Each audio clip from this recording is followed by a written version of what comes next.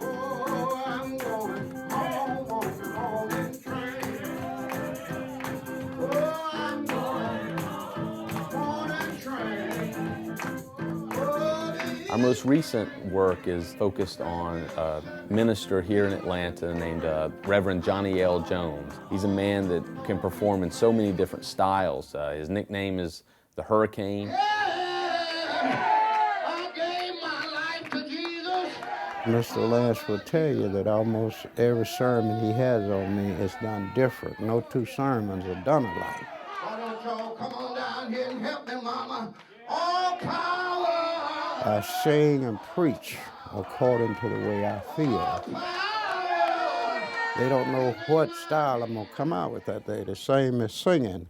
I can sing on the quartet style, the hymn style, the anthem, the spiritual.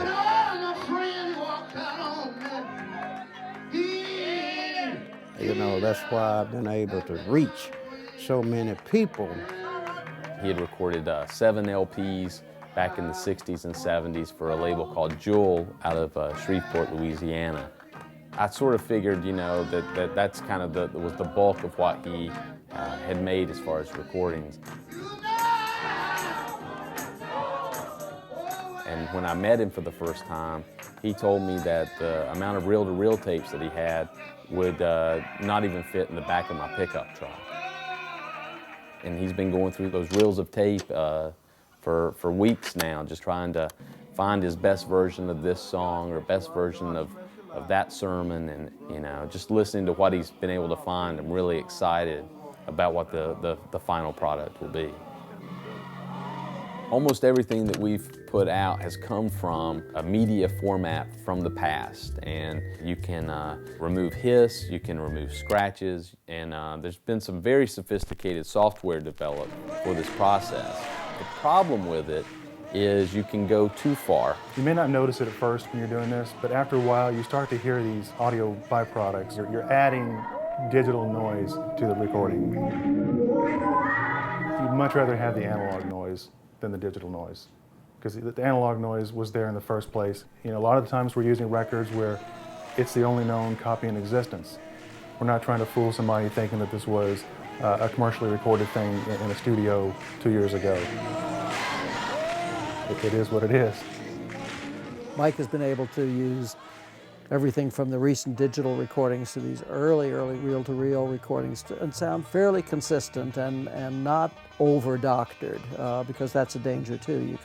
You can get them to sound maybe a little bit too cleaned up and you lose some of the ambience and the tonality.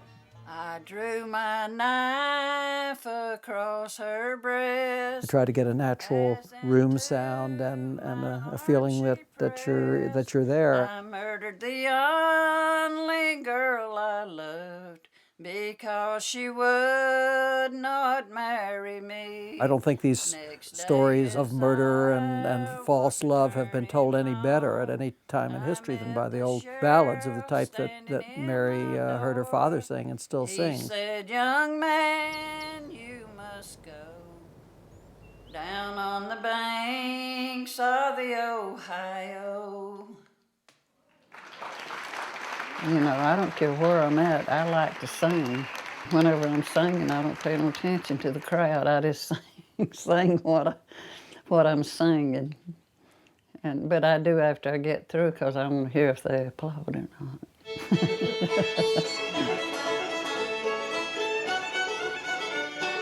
You know, nobody sings a song exactly the same or plays a fiddle tune exactly the same as they heard it. It evolves and changes.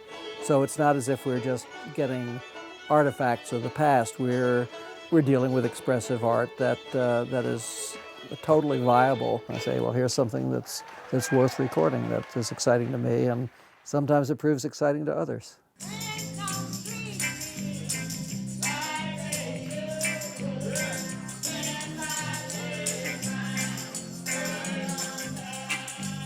We started Dust to Digital February of 1999, and 10 years to the month, we won our first Grammy Award for Best Historical Album for the Art of Field Recording Volume 1 box set.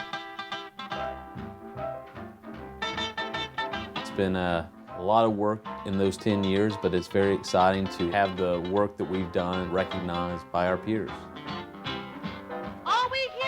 Neil Young was on NPR and talked about Goodbye Babylon and how he had received it from his friend Bob Dylan, and it gave me chills to think, you know, that those two music legends that I respect a lot would be passing around something that my wife and I hand-assembled. That really meant a lot, and it still probably hasn't sunk in really how big a deal that was to us. The reason that we find this music to be important is probably the same reason the genealogist in your family goes to the library every day. We're trying to track down what's the origin of the music that you're hearing today. You know, it's still what we love to do, and we're just going to keep at it.